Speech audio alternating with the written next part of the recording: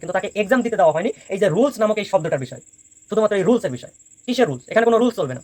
একজন স্টুডেন্টের জীবন নষ্ট করে কিসের রুলস আবার?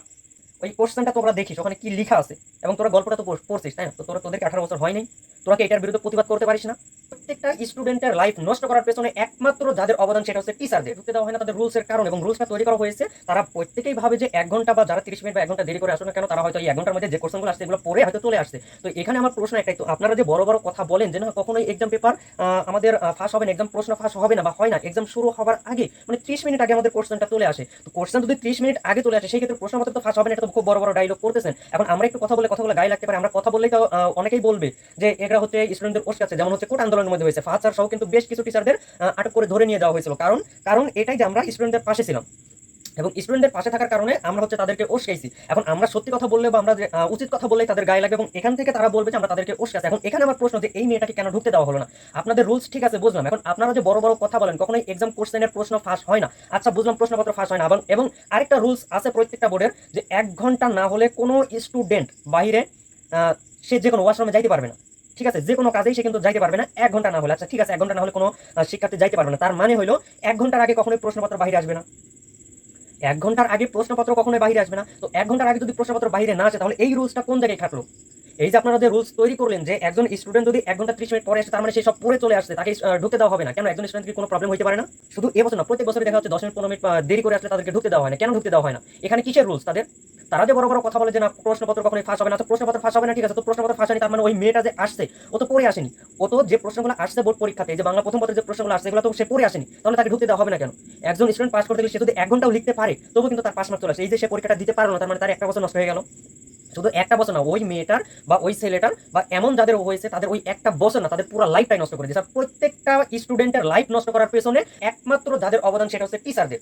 তো কেন টিচারদের? আমি এবার কিছু পয়েন্ট বলি। যে প্রথমত টিচারদের আমি কিছু কথা বলবো।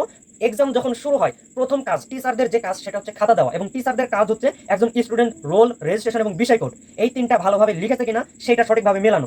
কিন্তু এখন পর্যন্ত যে বোর্ড চ্যালেঞ্জের আমরা দেখি বা আমরা আমাদের কমেন্টগুলো তো আমরা দেখি যে একজন স্টুডেন্ট বলবে যে ভাই আমার এইটা ভুল হয়েছে ওইটা ভুল হয়েছে, কেন? একজন টিচার যদি সেইটা লক্ষ্য করে, একটা ক্লাসরুমে 3টা 4টা 5টা পর্যন্ত কিন্তু টিচার গার্ড হিসেবে থেকে থাকে। তো একটা ক্লাসরুমে কয়টা স্টুডেন্ট এক্সাম দেয়? 10 মিনিট 20 মিনিট সময় দিলে, তাদের হাতে 3 ঘন্টা সময় থাকে, 10 মিনিট 20 মিনিট সময় দিলে তারা কিন্তু সবকিছু দেখে ফেলতে পারে। তো এইটা একজন টিচার কোনো ক্রমেই সে কি করবে, মানে স্মার্ট টিচার, এগুলো হচ্ছে স্মার্ট টিচার। ঠিক আছে, এই যে কিছু কিছু স্মার্ট টিচার, এখানে যদি আপনার মেয়ে পরীক্ষা দিত তাহলে আপনি 10 বার গিয়ে মিলাইতেন যে বাবা বা মেয়ে, যে বাবা দেখি তো তোমার রোল রেজিস্ট্রেশন ঠিক আছে কিনা। কেন? এই যে যারা যে পরীক্ষা দিচ্ছে তাদেরকে কি আপনাদের ছেলে মেয়ে ভাবতে পারেন না? 10টা মিনিট সময় দিলে তাদের রোল রেজিস্ট্রেশন বিষয় করে 3টা বিষয় মিলালে হয়ে যায়। প্রত্যেক বছর প্রায় 1.5-2 লাখ স্টুডেন্ট শুধুমাত্র রোল রেজিস্ট্রেশনের জন্য কিন্তু তাদের রেজাল্ট আসে না, তাদের একটা বছর পর তাদের পুরো লাইফে নষ্ট হয়ে যায়। দ্বিতীয় কারণ, আমাদের অনেক আমাদের গত বলতে এসএসসি 2025, এই তো এইচএসসি না তোমাদের কথা বলতেছেন, এসএসসি 2025 তারা অনেকেই বলতেছে যে ভাইয়া আমাদের হচ্ছে দেখবে খাতার উপর একটা সিরিয়াল নাম্বার থাকে, তো এই নাম্বারটা আমাদের তুলতে দিয়েছে এবং আমরা তো অনেক ক্রমে ভুল করেছি, সেক্ষেত্রে কি আমাদের কিছু হবে? তো এখানে আমার কোশ্চেন হলো এটাই, ওই টিচারদের উপরে যে ওইটা আপনাদের দায়িত্ব, খাতার ওপরের যে সিরিয়াল নাম্বারটা এইটা তোলার দায়িত্ব হচ্ছে আপনাদের। তো একজন স্টুডেন্ট কেন ওইটা আপনাকে তুলে দিবে? একজন স্টুডেন্টের দায়িত্ব জাস্ট সই দেওয়া, একটা সিগনেচার দেওয়া হচ্ছে তাদের দায়িত্ব, এবং আপনাদের দায়িত্ব হচ্ছে ওই সিরিয়াল নাম্বারটা তুলে নেওয়া। এটা করে না। 2টা কারণ আমি বের করে দেখাইলাম। 3 নম্বর কারণ হচ্ছে খাতা দেখার সময়, খাতা দেখা, এবং এমন অহর স্টুডেন্ট আছে যারা A+ পাইছে এবং পরবর্তীতে পরীক্ষা দেওয়ার পরবর্তীতে বলতে কিছু কারণে তাদের ফেল চলে আসছে। কেন চলে আসবে? একজন টিচার, আমি 100% শিওর দিয়ে বলতে পারবো, একজন টিচারের কাছে যদি 100 খাতা দেওয়া হয় সে 95টা খাতা সঠিকভাবে দেখবে না। 95টা খাতা সঠিকভাবে দেখবে না বলতে দেখেন, এবং অহর স্টুডেন্ট আছে। টিচার যদি সেই দায়িত্বটা পালন না করতে পারে তাহলে তার খাতা নেওয়ার তো কোনো প্রশ্ন আসে না। এখানে আমার কথাগুলো গায়ে লাগতে পারে, লাগুক, সমস্যা নাই। একজন স্টুডেন্টের জীবন ধ্বংস করে দিয়ে আপনাদের যে রুলসটা আসলো, আর এখানে যে স্টুডেন্টদের এবার বলতেছে তোরা তো কাপুরুষ, তোরা তো একটা কাপুরুষ।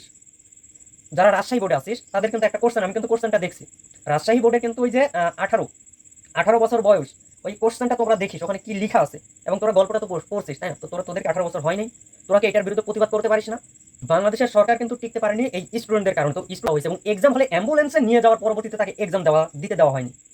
বলেছে সে, মানে ওনারা একটু বড় বড় কথা বলতেছে, ইয়ে তো অসুস্থ, একে আগে হচ্ছে হসপিটালে নিয়ে যাওয়া হোক, এর একটা বছর নষ্ট হয় হোক। কেন ভাই? একটা বছর কি শুধু একটা বছর? তার পুরো লাইফটা নষ্ট হয়ে যাবে। সে কিছু লিখতে পারুক আর না পারুক, তার যে অবস্থা, সে নিজে বলতেছে না আমি এক্সাম দিতে পারবো, আমি কিছুটা দিয়ে যাই যেন আমার পাস মার্কটা চলে আসে, আমার একটা বছর নষ্ট না হয়ে যায়, কিন্তু তাকে এক্সাম দিতে দেওয়া হয়নি এই যে রুলস নামক এই শব্দটার বিষয়, শুধুমাত্র এই রুলসের বিষয়। কিসের রুলস? এখানে কোনো রুলস চলবে না। একজন স্টুডেন্টের জীবন নষ্ট করে কিসের রুলস আবার? এবার শিক্ষা বোর্ড, এই যে এই মেয়েটার কি করবে তারা ভাবুক।